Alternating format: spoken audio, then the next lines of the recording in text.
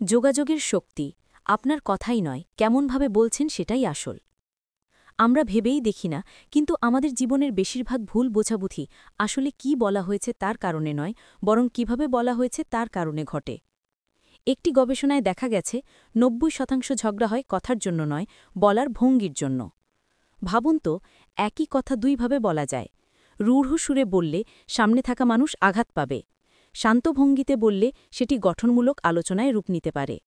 এখানেই বোঝা যায় টোন অনেক সময় শব্দের চেয়ে বেশি প্রভাব ফেলে। সাফল্যের ৮৫% নির্ভর করে যোগাযোগে। আরেকটি গবেষণায় বলা হয়েছে ৮৫% সাফল্য নির্ভর করে ব্যক্তিত্ব ও যোগাযোগ দক্ষতার উপর, কেবলমাত্র টেকনিক্যাল জ্ঞানের উপর নয়।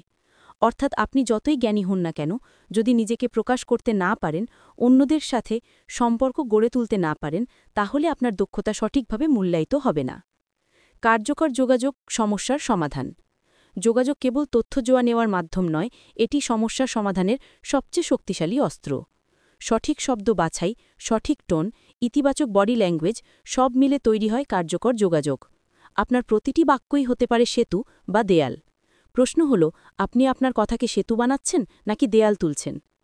কিভাবে আরও শক্তিশালী করবেন আপনার যোগাযোগ? ১. টোনে নজর দিন। কি বলছেন তার চেয়ে বেশি জরুরি হলো কিভাবে বলছেন।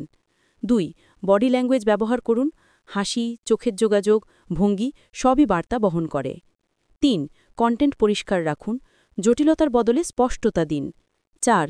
সহানুভূতিশীল হন। অন্যের অনুভূতিকে গুরুত্ব দিন। যোগাযোগই আপনার সাফল্যের চাবিকাঠি।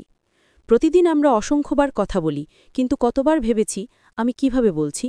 মনে রাখবেন, শব্দ ভুলে যায়, কিন্তু ভঙ্গি থেকে যায় মানুষের মনে।